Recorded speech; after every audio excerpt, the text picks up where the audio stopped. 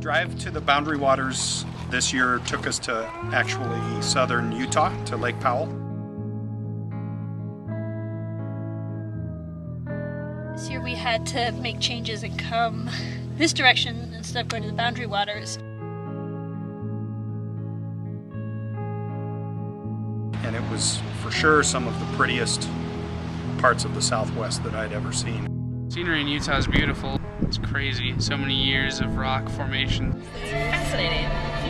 Ridiculous 1,000-foot drop off on both sides. This year we couldn't do the Boundary Waters the way we've done it before because they had an extremely cold winter.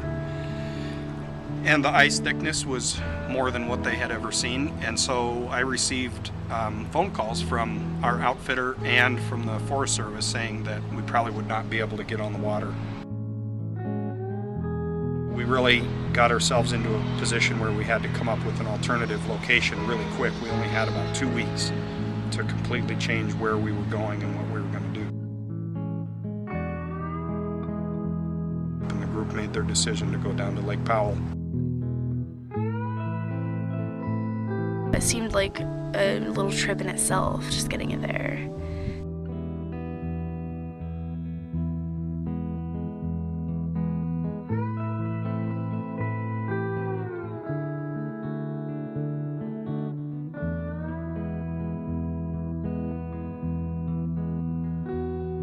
We're currently at the Double Arcs in Utah.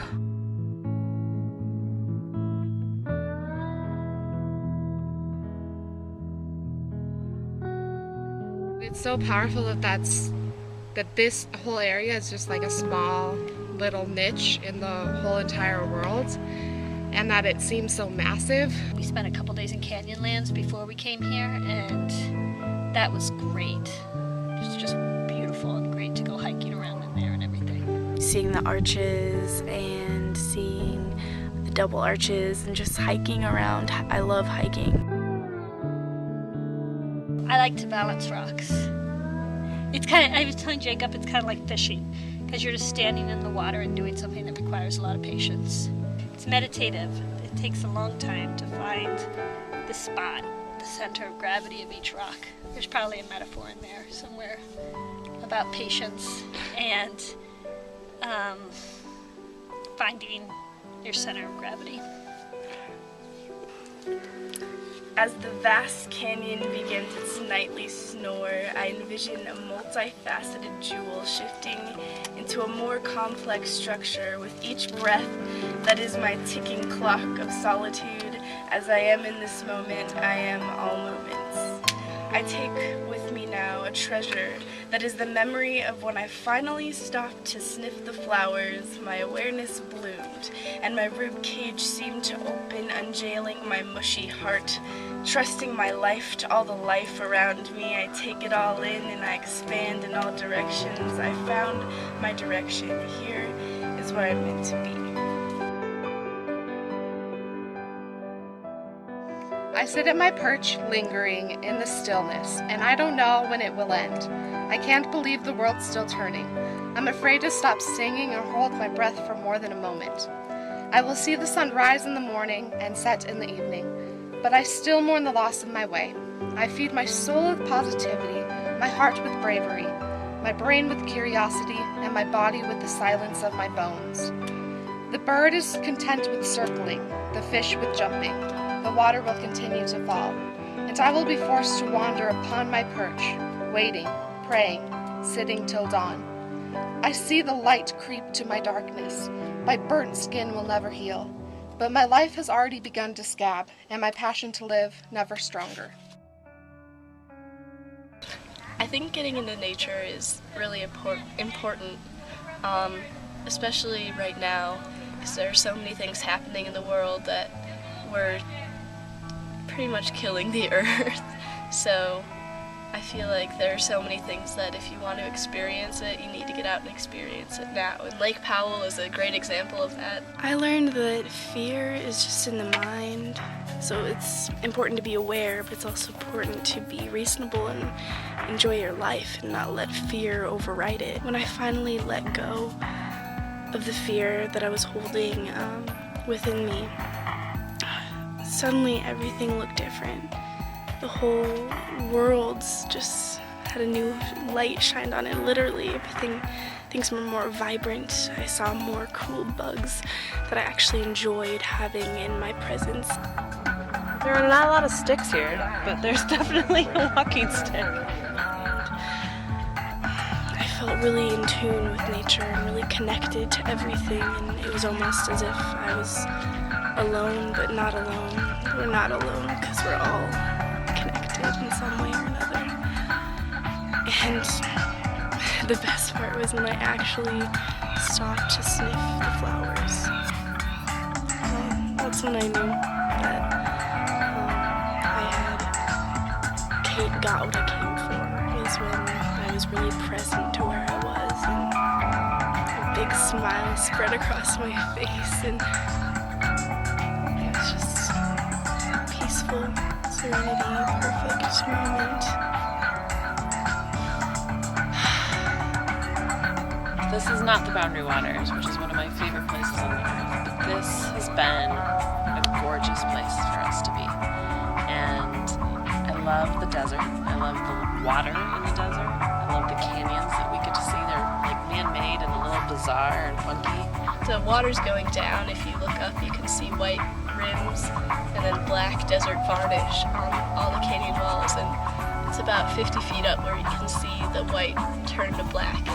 That's where the water was about 7-8 years ago, which is crazy to me because it would be a totally different place. This is why we do trips, to experience something gorgeous and crazy and highly political, and be down at Lake Powell and really understand kind of why this place is here and what it's all about. And we sweat like nobody's business, and the sun is relentless, and we don't care.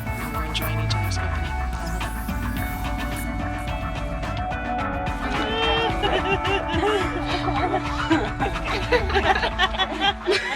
I missed people. I love doing open school trips because I like to be with my students in a situation where it's kind of new and challenging for all of us, and where it's not like just sort of exercises. It's like real life problem solving we need to do, and teamwork and all that kind of stuff. This has been a really incredibly beautiful trip. It's been hard work and relaxing and all the things that we want out of a trip. It feels like a gift that I get these couple weeks where, you know, I'm unplugged and I'm sleeping outside and filling up my eyes with beautiful natural scenery. I looked up, and on the dark canyon walls there's like this beautiful blue sky, and like it was just polka dotted with like so many stars. I loved it when we were paddling in the storm.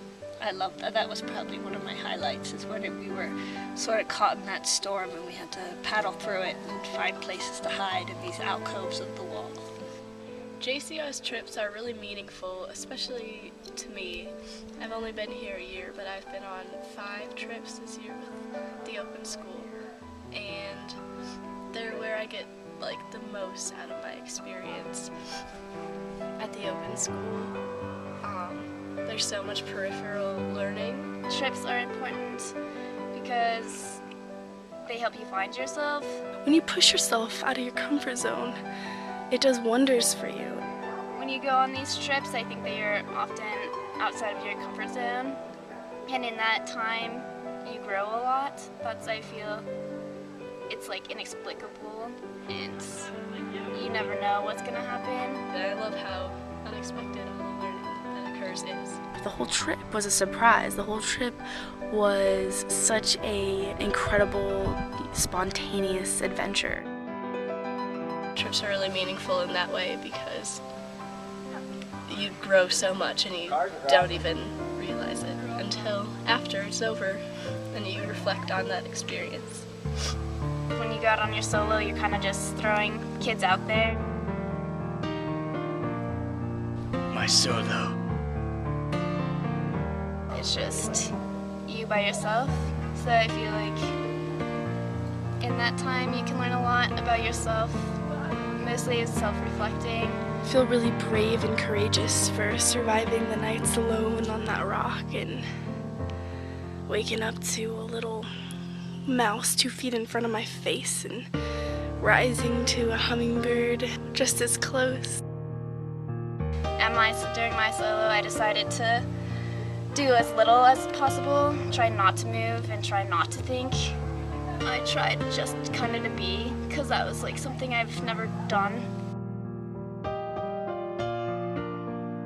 I found that a lot of memories came up, like from past, and so my trip was more like nostalgic, and in that nostalgia I found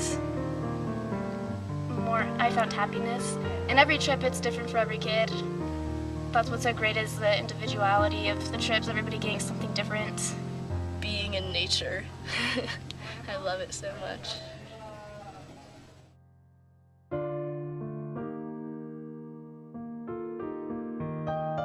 Open school's awesome. Changed my life in so many ways.